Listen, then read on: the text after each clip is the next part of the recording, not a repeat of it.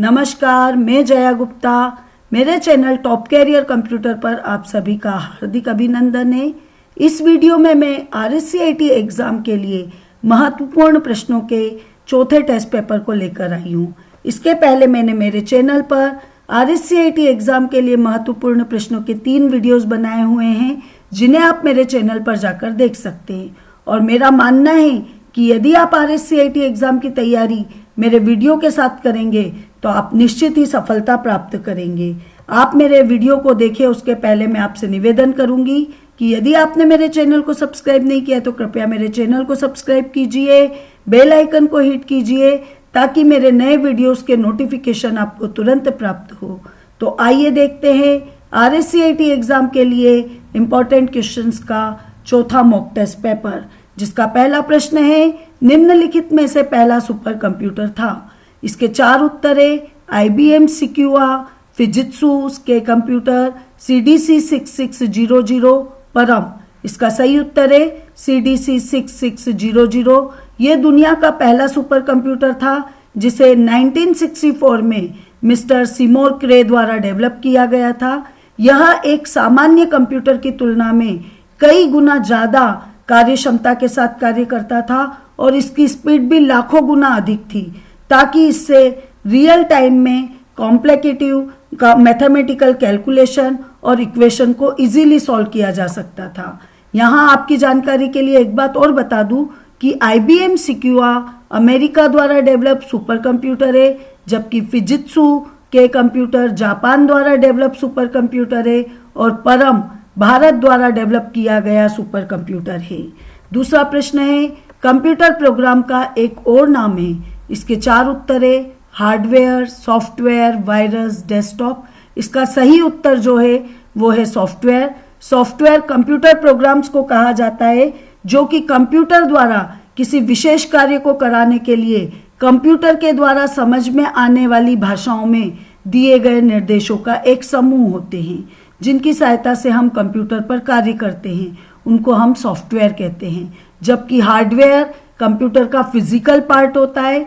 Virus computer के self executed programme होते हैं जो कि कंप्यूटर प्रोग्राम के साथ कंप्यूटर में चले जाते हैं और कंप्यूटर को हार्म पहुंचाते हैं।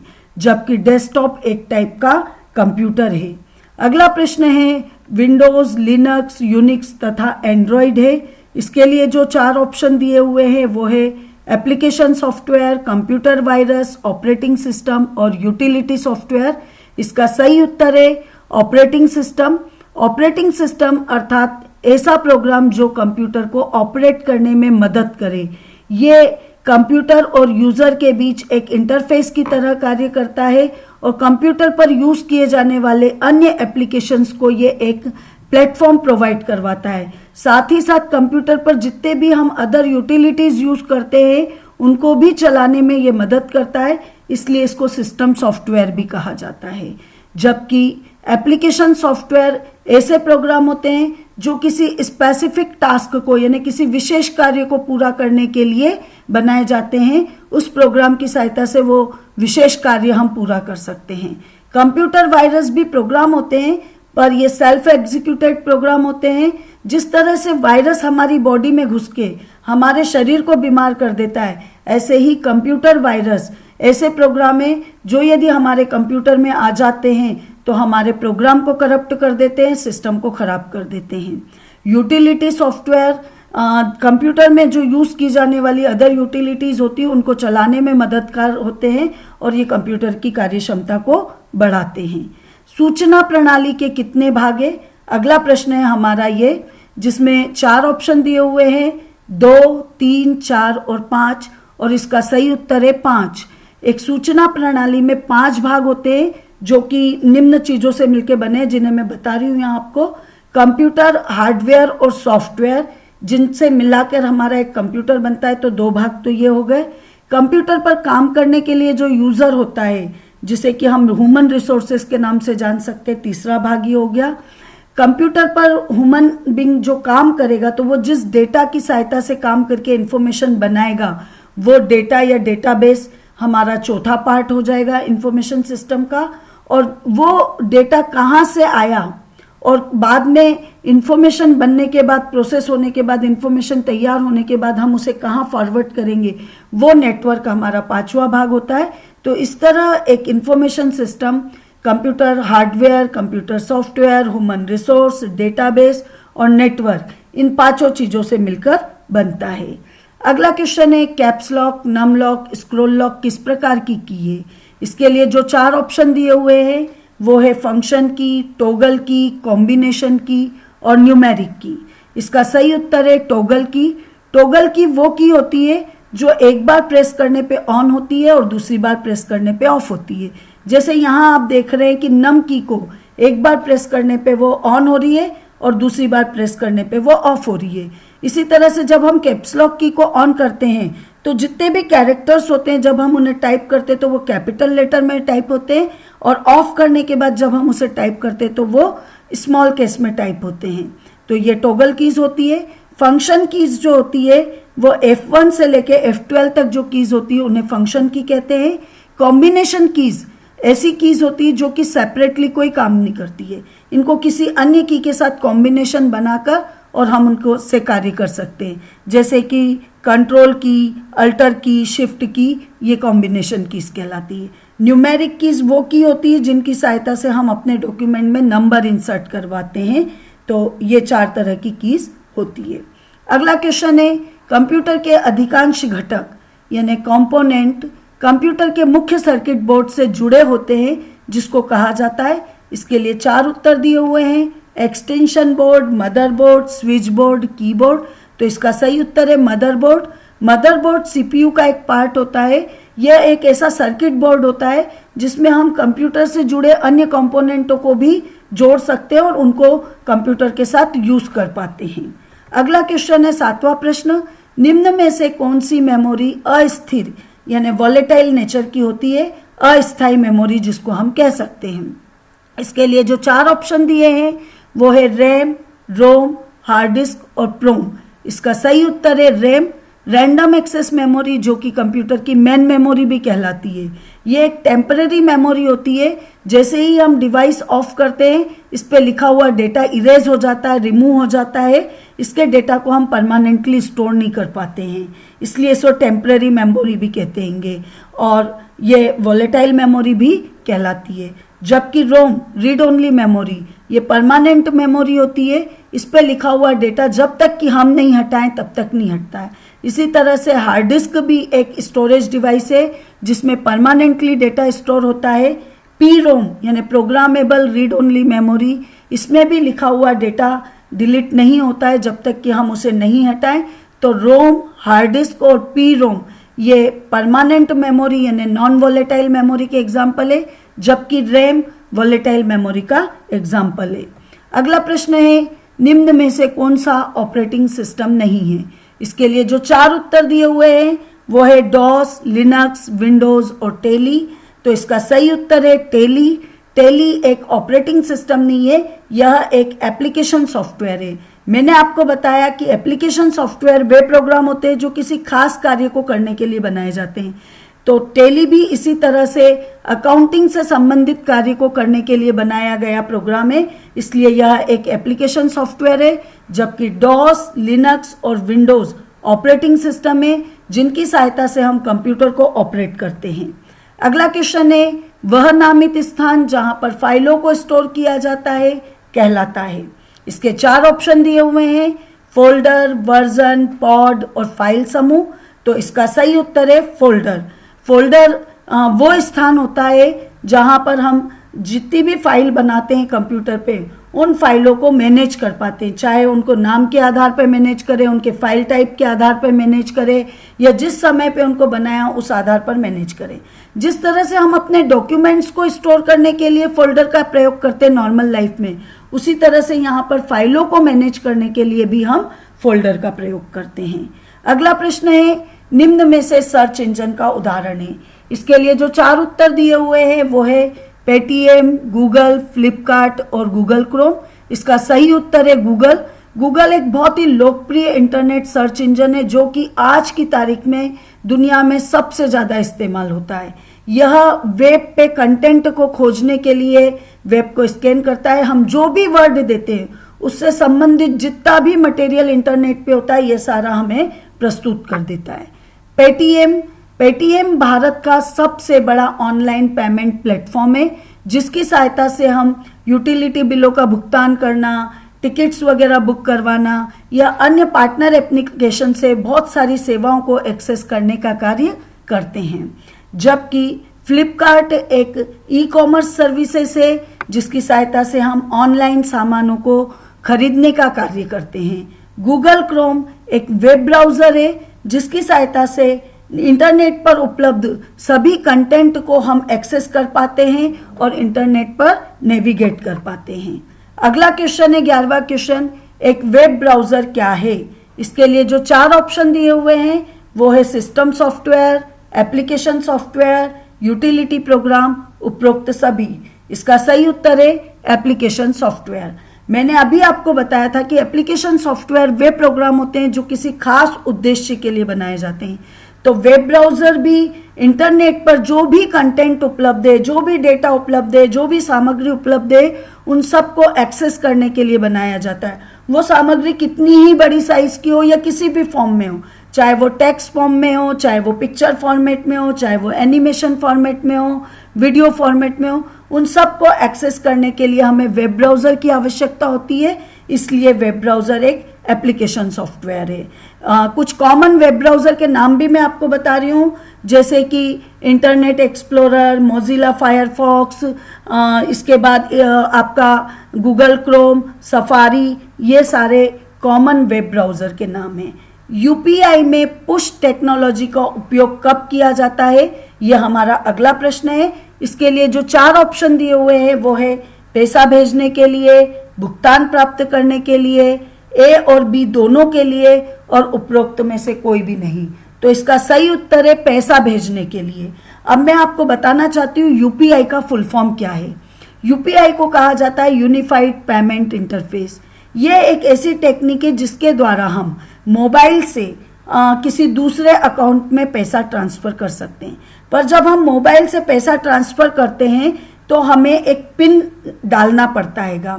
तो वो पिन डालने की प्रोसेस को पुश टेक्नोलॉजी कहा जाता है, जो कि पैसा डालने के दौरान तो यूज की जाती है, पर जब कोई हमारे अकाउंट में पैसा डाले तो हमें उसे प्राप्त करने के लिए ऐसी कोई पिन का प्रयोग नहीं करना होता है। इसलिए इसका सही उत्तर है पैसा भेजने के लिए। अगला प्रश्न है एसबीआई बडी क्या है? इसके 4 उत्तर जो दिए हुए ऑप्शंस, एक बैंक, मोबाइल वॉलेट, बैंक खाता, उपरोक्त में से कोई नहीं। तो इसका सही उत्तर है मोबाइल वॉलेट। एसबीआई बडी एसबीआई बैंक द्वारा डेवलप किया गया एक मोबाइल वॉलेट है जो कि स्मार्टफोन के लिए यूज किया जाता है। इसके द्वारा हम हमारे फोन से किसी दूसरे अकाउंट में अमाउंट ट्रांसफर कर सकते हैं या किसी दूसरे मोबाइल वॉलेट में अमाउंट ट्रांसफर कर सकते हैं। और अमाउंट ट्रांसफर करने के लिए हमें किसी जगह की या कोई टाइम की आवश्यकता नहीं। किसी भी समय किसी भी जगह पर हम अपने मोबाइल से किसी दूसरे मोबाइल वॉलेट में या दूसरे अकाउंट में अमाउंट ट्रांसफर कर सकते हैं। अगला प्रश्न है मानव संसाधन विकास मंत्रालय यानी ministry of human resources development और अखिल भारतीय तकनीकी शिक्षा परिषद यानी all India council technical education द्वारा school, under graduate, post graduate तथा अन्य व्यवसायिक कोर्स को कवर करने के लिए विकसित किया गया पोर्टल कौन सा है? इसके लिए जो 4 ऑप्शन दिए हुए हैं वो है स्वयं, ई ज्ञान, MOOC और लाइवलीहुड पोर्टल। तो इसका सही उत्तर है स्वयं। स्वयं का फुल फॉर्म है study webs of active learning for young aspiring minds. ये एक इंटीग्रेटेड प्लेटफॉर्म है जहां पर हम 9वीं से लेके 12वीं तक स्कूल के लिए और उसके बाद ग्रेजुएट और पोस्ट ग्रेजुएट और इसके अलावा जो स्किल डेवलपमेंट के कोर्सेस होते हैं उनके सिलेबस को और कंटेंट को प्राप्त कर सकते हैं और उनकी तैयारी कर सकते हैं। अगला 15वां क्वेश्चन है निम्न में से क्लाउड बेस्ड स्टोरेज प्लेटफॉर्म नहीं है। इसके लिए जो 4 ऑप्शन दिए हैं वो है ई साइन, ई वॉल्ट, माइक्रोसॉफ्ट वन ड्राइव और गूगल ड्राइव। तो इसका सही उत्तर है ई साइन।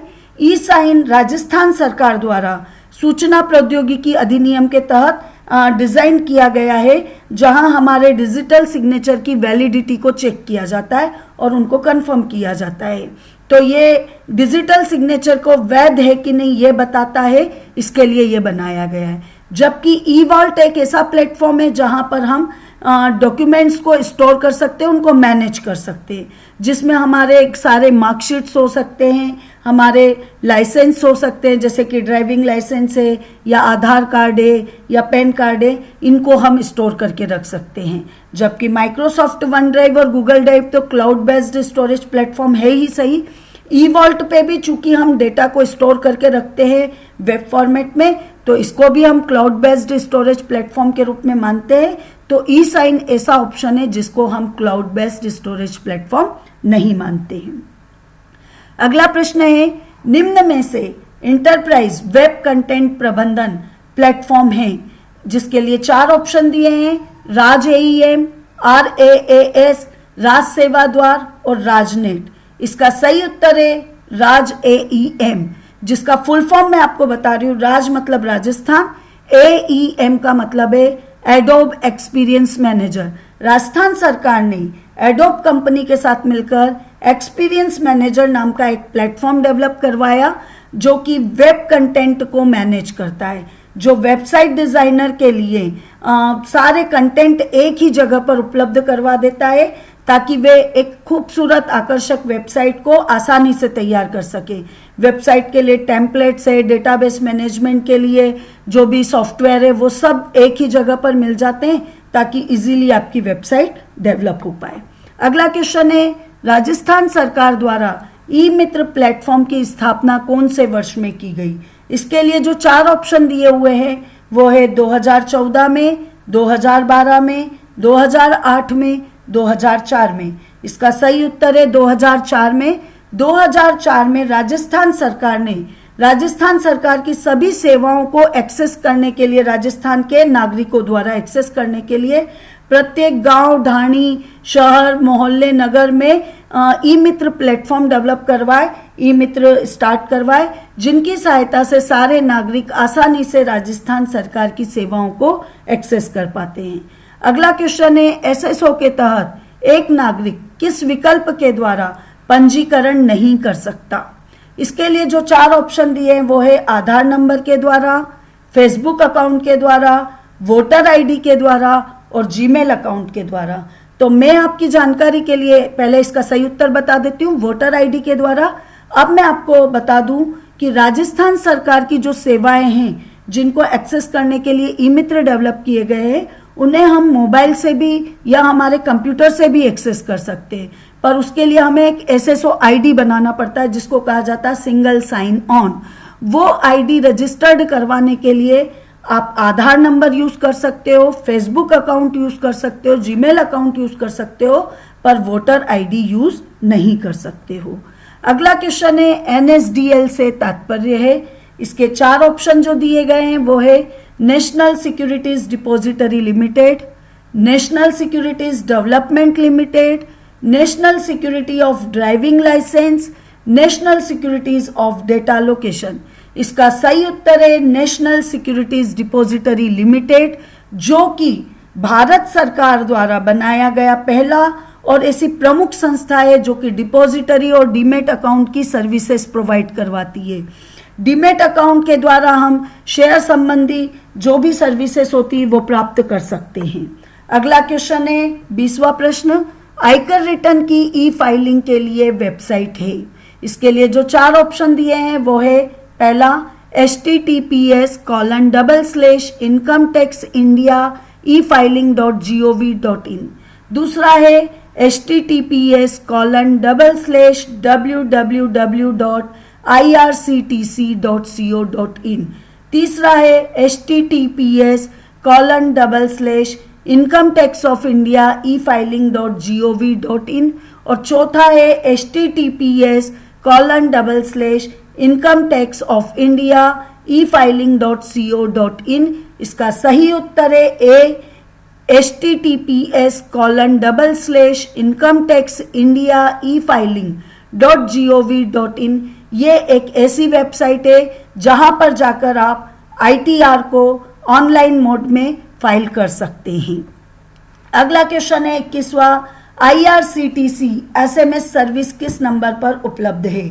इसके लिए जो 4 ऑप्शन दिए हुए हैं वो है पहला 148, दूसरा 139, तीसरा 191 और चौथा है 114 यानी 114। इसका सही उत्तर है 139। 139 नंबर पर SMS करके आप इंडियन रेलवे से संबंधित कोई भी इंक्वायरी पूछ सकते हैं और उसका जवाब प्राप्त कर सकते हैं।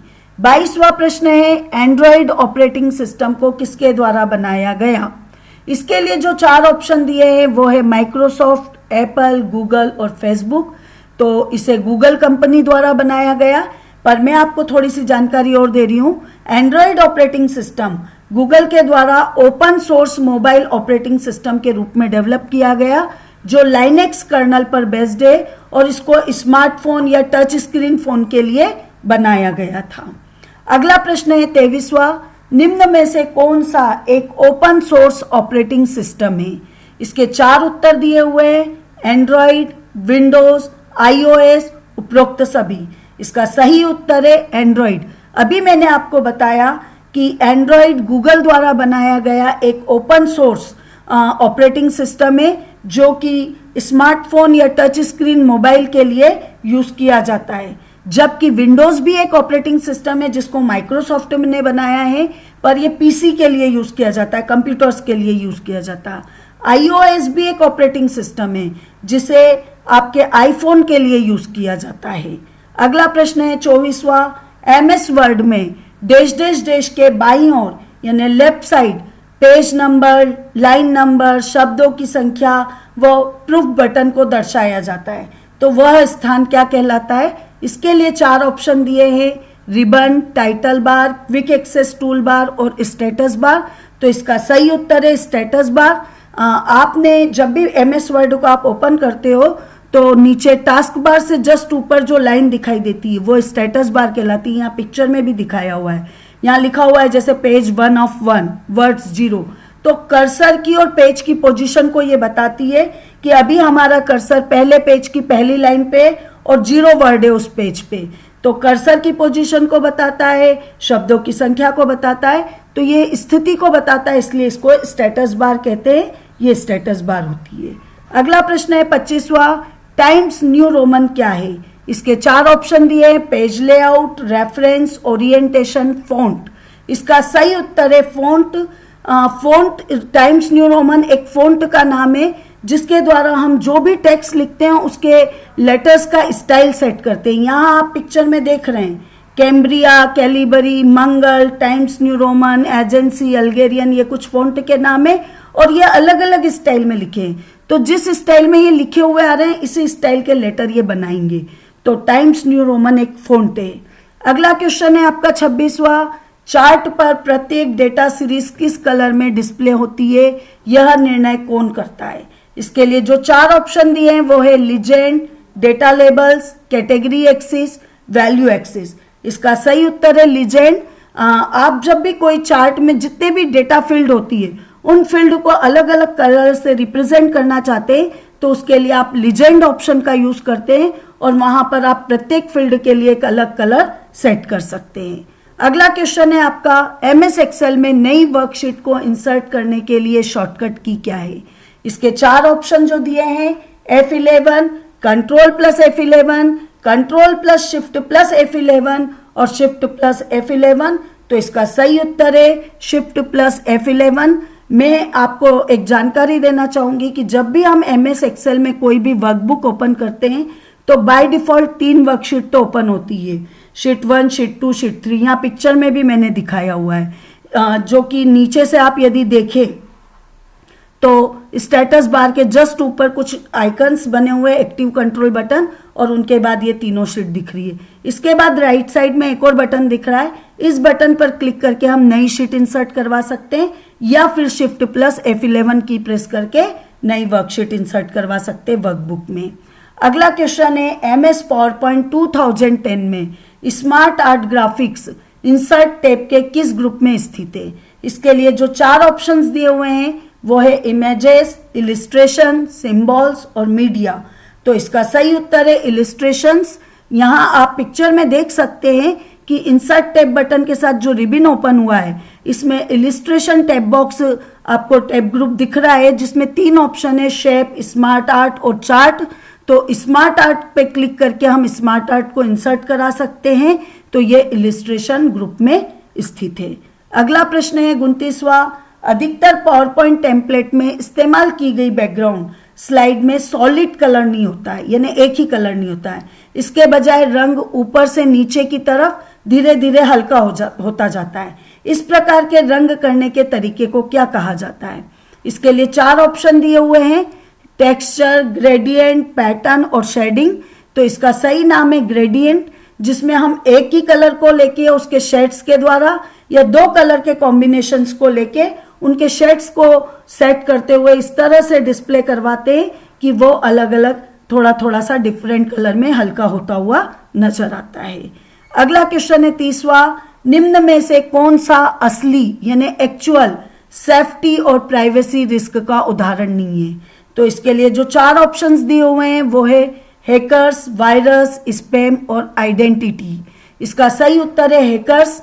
हैकर्स ऐसे व्यक्तियों को कहा जाता है जो खुद के निजी लाभ के लिए किसी व्यक्ति के कंप्यूटर या किसी नेटवर्क को एक्सेस करके इलीगली, गैर कानूनी तरीके से, और उसमें से डेटा चोरी करते हैं या उसको नुकसान पहुंचाते हैं, उन व्यक्तियों को हैकर्स कहा जाता है। इनको रोकने के लिए हमने कोई सुरक्षा के या प्राइवेसी रिस्क का कोई तरीका नहीं यूज किया हुआ है। जबकि वायरस जो कि कंप्यूटर प्रोग्राम के रूप में होते हैं, इनको रोकने के लिए हम एंटीवायरस नाम का प्रोग्राम यूज करते हैं। स्पैम, जंक मेल को कहा जाता है, ऐसी मेल जो कि हम नहीं चाहते, अनवांटेड मेल को कहा जाता है, ऐसी मेल जो कि हम नहीं चाहते, उन मेल को रोकने के लिए भी हम प्राइवेसी सेफ्टी या प्राइवेसी रिस्क को यूज करते हैं।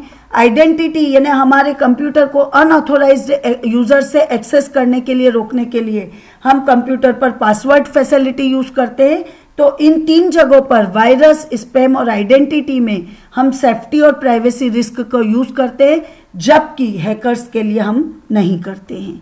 अगला प्रश्न है 31वां, सूचना सुरक्षा प्रबंधन प्रणाली के लिए निम्न में से कौन सा एक ISO मानक है? इसके लिए 4 ऑप्शन दिए हुए हैं। पहला ऑप्शन है ISO 9000, दूसरा है ISO 14000, तीसरा है ISO 27001 और चौथा है ISO 41000। इसका सही उत्तर है ISO 27001।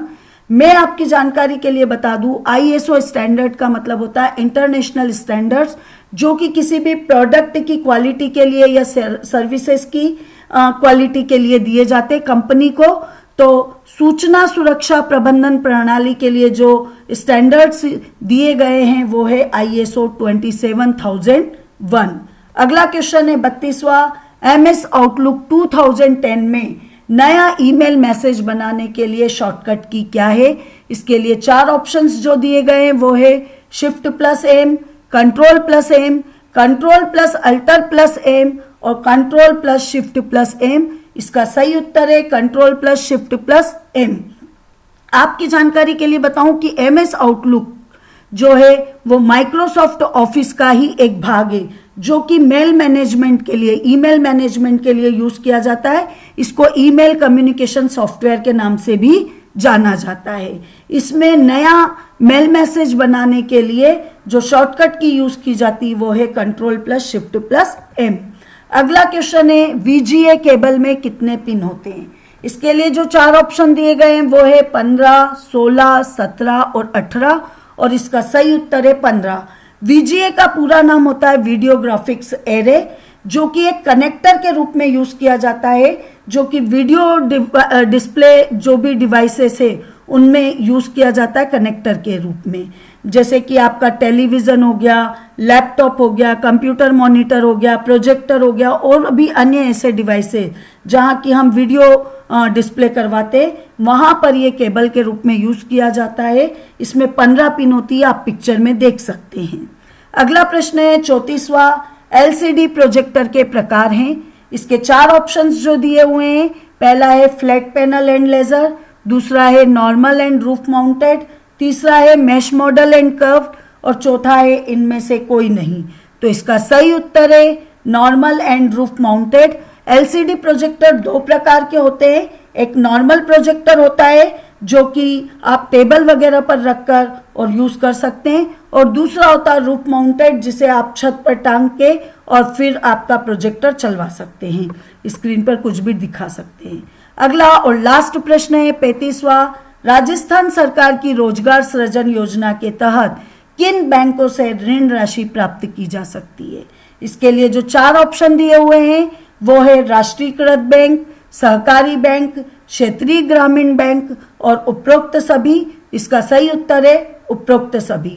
यहां आपको बता दूं कि राजस्थान सरकार की रोजगार सृजन योजना के अंतर्गत अनएम्प्लॉयड पर्सन्स को यानी बेरोजगार व्यक्तियों को लोन दिया जाता है ताकि वो स्वरोजगार स्थापित कर सके, खुद के लिए कमाने का कोई जरिया बना सके, और उसके लिए उनको बैंक से लोन दिया जाता है, और वो लोन राष्ट्रीयकृत बैंक भी देते हैं, सहकारी बैंक भी देते हैं, क्षेत्रीय ग्रामीण बैंक भी देते हैं, इसलिए इसका उत्तर है उपरोक्त सभी। आपको मेरा ये वीडियो अच्छा लगा हो तो इसे लाइक कीजिए और अपने मित्रों को, दोस्तों को भी शेयर कीजिए ताकि वो भी इस वीडियो से कंप्यूटर के बारे में जानकारी प्राप्त कर सके। आप कंप्यूटर संबंधी कोई भी एग्जाम या आरएससीआईटी एग्जाम दे रहे हैं तो इस वीडियो को जरूर देखिए। मुझे विश्वास है आपको सफलता जरूर मिलेगी। Best of luck. धन्यवाद।